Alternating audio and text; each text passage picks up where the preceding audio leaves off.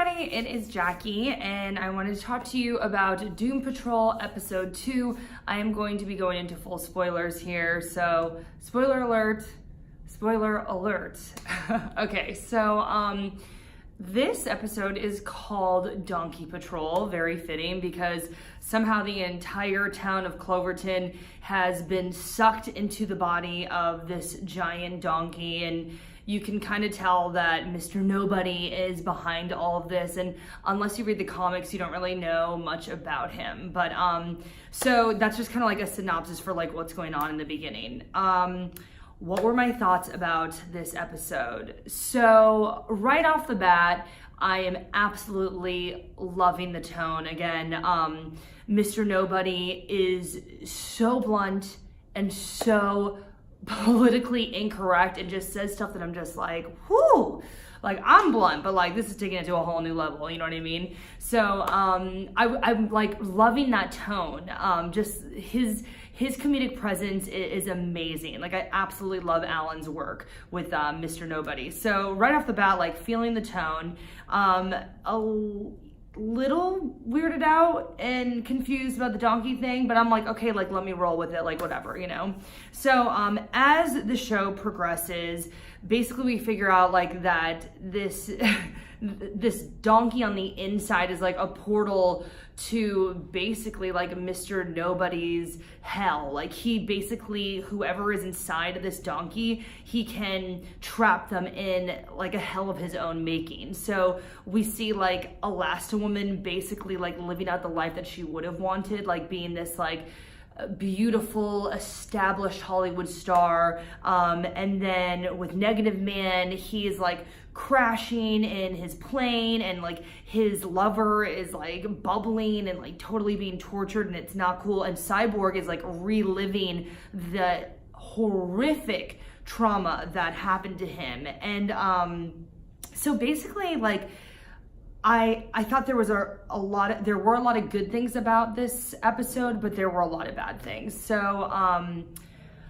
it felt very long. Like I felt like a lot of parts were extremely drawn out.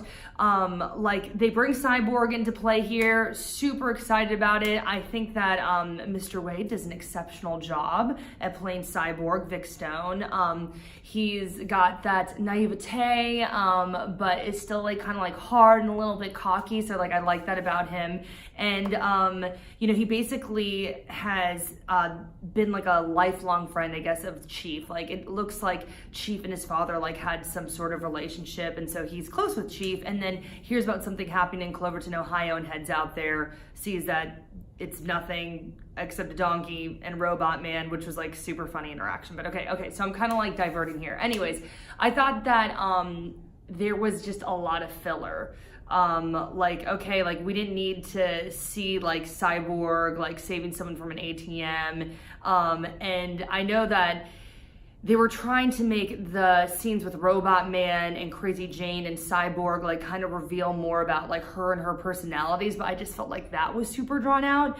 I love the part when Brendan Fraser is like trying to find ways to connect to all of her different personalities, and he's like, I don't know what happened to you to make you like shatter into so many pieces, but like I just want you to feel safe and protected. And that was like super touching moment to me. So I just thought like those two storylines within this episode were a little bit drawn out, but the scenes within the donkey were wild to me. Like they were painful, and frankly the Cyborg scenes were incredibly gory. Like I was like, ooh, can I unsee some of this, you know? But I guess I was intrigued and fascinated by the realness of this show. Like it continues to have like this incredibly strange comedic tone, but then can still be so dark and heavy. So did I like it as much as the first episode?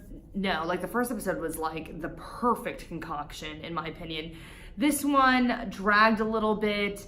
The donkey thing was really out there. I thought they hung on Cyborg and Crazy Jane's storylines a little bit too much, but overall, I'm still feeling it. Like I definitely want to see what happens with these characters. Also, the ending was very good. Like I just felt like when you saw Elastiwoman or Girl, and you saw Negative Man, and you saw Cyborg like all trapped in Mr. Nobody's like kind of like insane room, I guess, I don't know what you'd call it, like insane area or whatever, like, oh, it was just so painful and cringy. And then you saw them get released from it, but they're still dealing with so many demons. Like, you see Negative Man looking in the mirror, and he's just like, I'm supposed to be thankful for this, you know?